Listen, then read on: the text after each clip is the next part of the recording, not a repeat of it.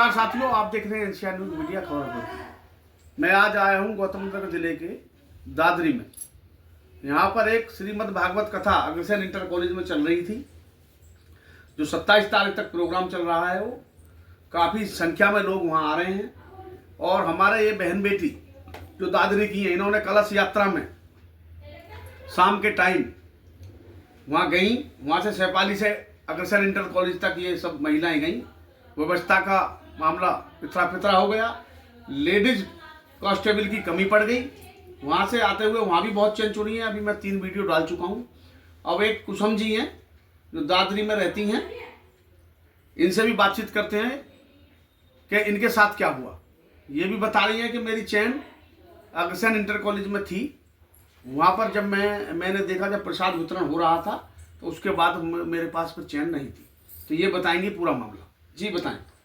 हम वहाँ पे कलश रखे और कलश रखने तक तो मेरे गले में चैन थी। जैसे हम गेट के तरफ पहुँचते हैं तो वहाँ प्रसाद बट रहा था, एकदम धक्का लगा, वो जब ही मेरी चैन खो गई। मैं घर आके जैसे शीशे के सामने खड़ी हुई तो मेरे गले में चैन नहीं, मैंने यार चैन खो गई। फिर मैंने ढूंढने भी गई, लेकिन कहीं कुछ मिले। वहाँ चोरी हुआ है गिरी, मैं ये नहीं कह सकती भाई किसी ने खींची। अब जब हमने देखा ही नहीं किसी को तो कैसे बता सकते हैं। लेकिन हाँ, हमारी पहली वाली नवरात्रि वाले दिन ही हमारी चैन खुटी, जिस दिन भागवत हो रही वहाँ से हमने कलश उठाई, बेकादे हमारे गले में थी।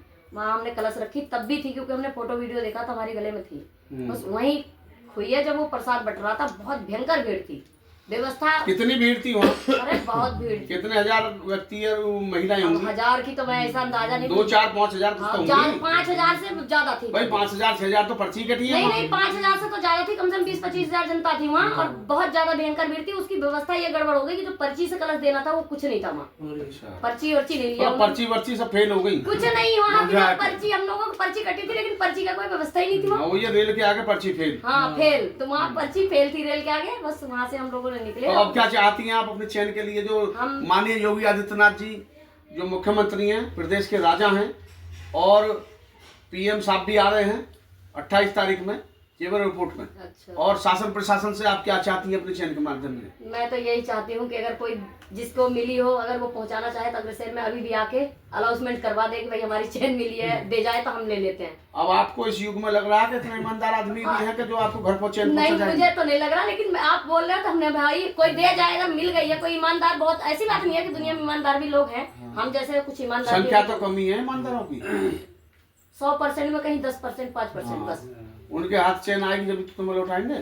आई भी होगी तो देगा कौन? कोई नहीं देता। लेकिन अगर बहन के जो बेईमान है उनके पास पहुंच जाएगी तो कैसे लौटाएंगे? कोई नहीं लौटाएगा। बेईमान तो बिल्कुल नहीं लौटा सकता। बेईमान तो सोचेगा यार माला माल हो गया। तो आप चाहती हैं कि अपनी सकुशल चैन और जो बहन बेटी की और की चोरी है वो भी मिल जाए? सब मिल जाए, हमारी भी मिला, उनकी भी मिला। क्योंकि हमारी तो कम की थी, जिनकी 3-3 तोले की उनकी जरूर मिला। हमारी तो चलो जो भी नुकसान हुआ अगर मिल जाए तो बहुत अच्छी माता रानी की मेहरबानी होगी। मिलेगी तो नहीं। और जी कुसुम जी क्या कहना चाहेंगे? जैसे बिजली विभाग के लिए अभी एक दुर्घटना हुई थी पीछे, जारचे के रहने वाले थे, उनके बारे में उनकी महिला को बता रही हैं आप। अभी जो बोला है प्रशासन ने, शासन अधिकारी ने, वो भी चीज उपलब्ध नहीं है उनके बारे में और बताएं। भाई मैं बहुत बुरा हुआ उसके साथ, और मैं बड़ी दुख के साथ ये कहना चाहूंगी कि उसके पति को सैलरी दी जा रही थी वर्कर की, और उसका काम करवाया जा रहा था लाइनमैन का। तो मैं इन अधिकारियों से पूछना चाहती हूँ कि जो वर्कर की सैलरी आप दे रहे हो तो लाइनमैन का काम आप नहीं करवा सकते उनसे।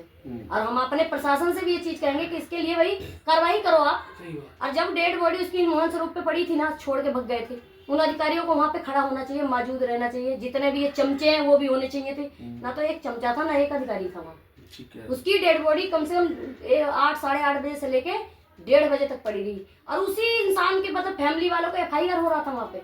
अगर वो मतलब फैसला नहीं ले रहा था, 5 लाख रुपया, एक जिंदगी के 5 लाख रुपया बस। जी बहुत कम है। खैर क्या कहते हैं, मानवता में, सामाजिकता में 5 लाख ना 5 अरब भी कुछ नहीं है अगर मनुष्य के लिए। क्योंकि सबसे ज्यादा कहिए आदमी को जिंदा रहना बहुत जरूरी है, उसकी कोई कीमत आंक नहीं सकता।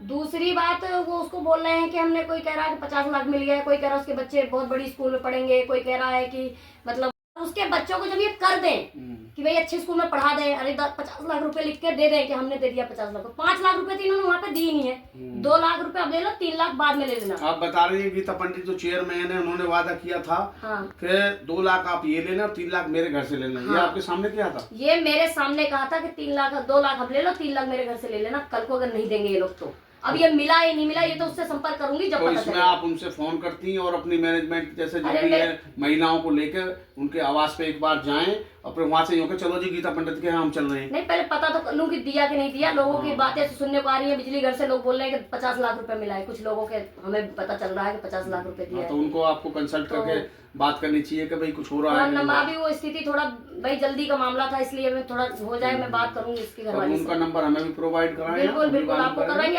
आप फोन करेंगे, आपको चलना मेरे साथ, मैं भी चलूंगी, कोई बात नहीं। आप तो चलना। बिल्कुल बिल्कुल। और क्या कहना चाहेंगे? बस यही कहना चाहूंगी अपने प्रशासन से और अपने बिजली विभाग वाले जेई एसडीओ अफसरों से कि किसी के साथ गलत ना करो, क्योंकि ये बेचारे गरीब आदमी इतने मेहनत काम करते हैं, खंभों में रात दिन लटकते हैं। ये लोग हमारे पति रात दिन लटकते हैं और इनका कहना है कि काम ही नहीं आप तो करते। लड़ती भी बहुत हो उनसे।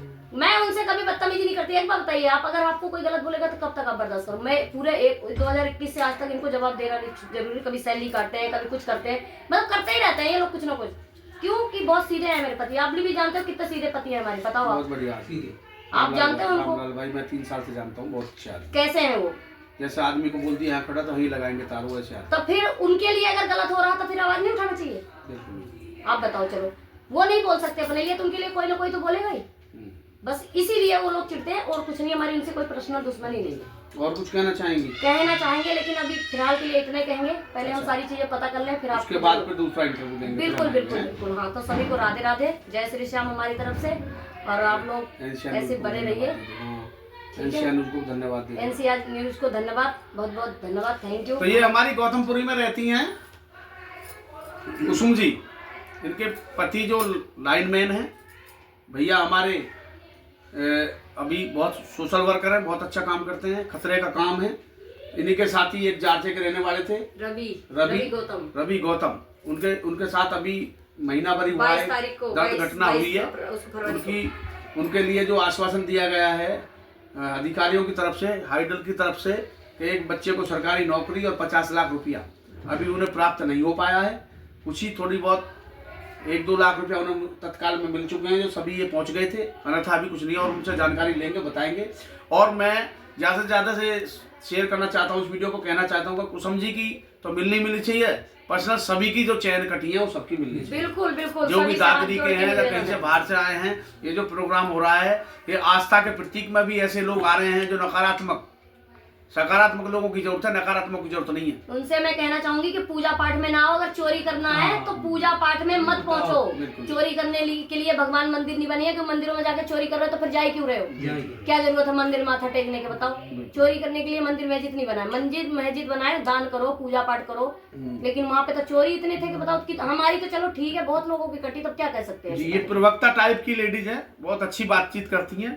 होना तो इन्हें मीडिया में चाहिए था, लेकिन ये हाउस वाइफ है। मैं चाह रहा हूं कि ज़्यादा से ज़्यादा ये लोग देखें, हमारे चैनल को सब्सक्राइब करें, और इन जो महिलाओं के साथ पीड़ित जो महिलाएं हैं सभी को चैन, प्रशासन और माननीय योगी आदित्यनाथ जी से मैं गुहार लगाना चाहता हूं कि जितने भी वहां पर लोग थे जो इस आयोजन को करा रहे थे, अपने वहां अपने थाने में पहुँचें, इन महिलाओं की मदद करें। और नहीं तो ये कमिश्नर के पास भी जाएंगी, माननीय योगी आदित्यनाथ जी जो आ रहे हैं 28 तारीख में, वहाँ भी जाएंगे लोग। अन्यथा इन्हें अगर गोरखपुर भी जाना पड़े मठ पे तो वहाँ भी ये जाएंगे।